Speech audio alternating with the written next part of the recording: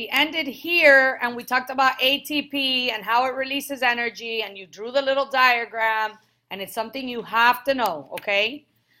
So this ATP is super important. Why is it super important? What does it do? It doesn't give us, it gives the cells the energy they need for all reactions. One of them being active transport, which is allowing molecules to come in and out of the cell. So how is this ATP made? It's made through a process called cellular respiration, okay? It is photosynthesis backwards with a little twist. So what do we start with in cellular respiration is what we end with in photosynthesis. Glucose and oxygen. And they make what we started with in photosynthesis, which is? So instead of light, we're making energy, and in this case, we're making ATP, right? We're using this molecule right here, glucose. Anybody remember what kind of energy is glucose? Sugar. It's sugar. What kind of energy is sugar? Carbohydrates are sugars. What kind of energy is chemical, okay? That's the form of energy. So remember when I started with a diagram that I showed you, the sun goes into plants and the plants make sugars, and sugars are chemical energy. And then that sugar is used by cells in combination with oxygen to make ATP, which is another form of chemical energy, along with carbon dioxide and water. This whole process is called cellular respiration. And it's basically photosynthesis backwards with just this energy changing. In cellular respiration, it's energy output. In photosynthesis, it's energy input, right? Sun drives the reaction, or light drives the reaction. All right, so now we're going to go through the steps of cellular respiration. I don't know why I have this reaction again, but this is glucose plus, say it. Oxygen make, carbon dioxide, water, and the ATP, cellular respiration, cells making energy to run all cell processes.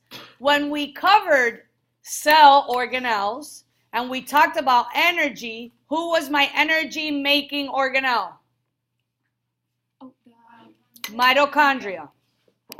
What you didn't know back then is that there's another organelle that makes energy too. Anybody know what that is? What am I showing a picture of? Right here. So I'm going to go, this is a whole cell under a microscope. So what is this, all this stuff here? Yes. So the cytoplasm starts the energy process, or the start of cellular respiration is in the cytoplasm. And then if it moves to the mitochondria, which is the mitochondria, right? Remember that? The powerhouse of the cell, mitochondria makes a ton of energy. Cytoplasm makes a little, mitochondria makes a lot. So this process called cellular respiration, which is making what? ATPs, which are for what? Energy for the cell, happens in 3 steps. What are they? You should all just say it. They're hard names, I know. Glycolysis is step 1. ETC is step 3. Krebs is step 2. So we've got 3 steps.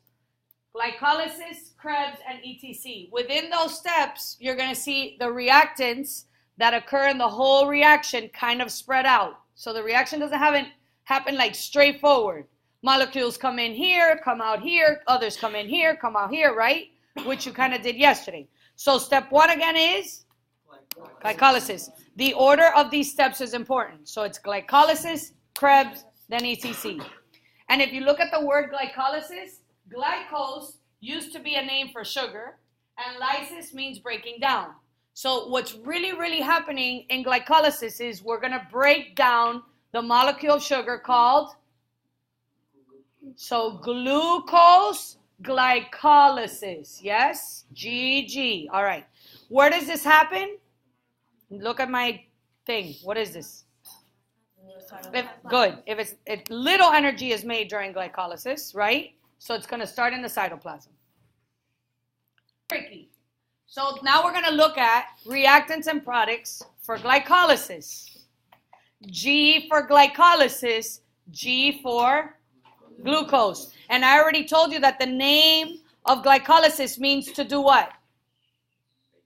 Break down sugar, and in this case, glucose, right? To break a sugar, what do you think we need? To break something, what do you need? Energy. So we actually need 2 molecules of ATP to do this. Yep. So now we ask ourselves, how did ATP get made if you needed 2 ATPs to make it? What's the answer to that? You need 2 ATPs to start cellular respiration. And cellular respiration is the process of making ATP. So where did the first 2 ATPs come from? Light. God. There's no explanation. If you need energy to make energy, according to the law, where did the first molecule of energy come from? That's like the chicken and the egg, right? I'm just kidding. All right. So what is made during glycolysis? So look, I need 2 ATPs. This is my glucose. I'm going to break it in half, and I get these little 3-carbon sugars. How many ATPs do I get? Look at the picture. 4, good. And anybody know what else we make based on yesterday's assignment? Pyruvic acid or pyruvate molecules. Good job. The whole process of cellular respiration is counting how many ATPs are made throughout the whole process, okay? They're only in glycolysis, they call it ATP production or net ATPs because there's an investment phase, okay? So if I go to pay for a lotto ticket, how much is it? It's $1. Yeah, it's $1. And then I won $5. How much did I really win? $4. So in glycolysis, how much ATPs are needed? 2. How many are made? So what's really made?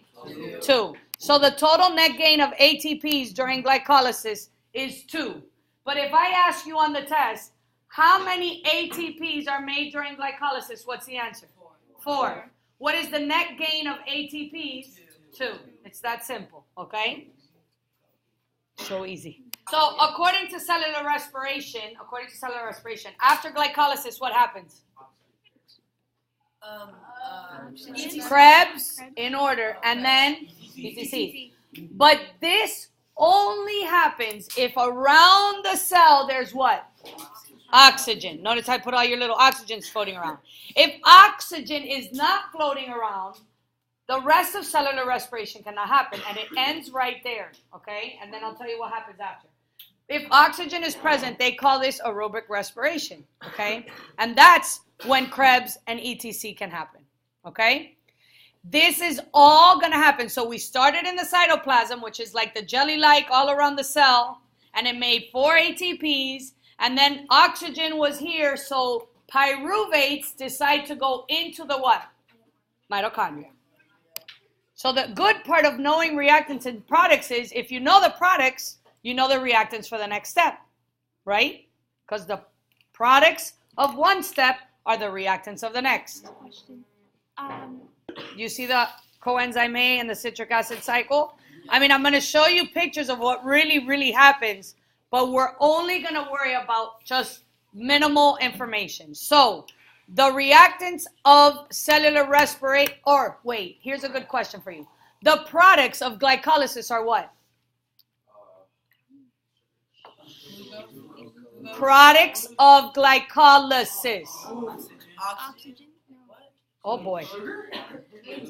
ATP and pyruvate. Where's the ATP going?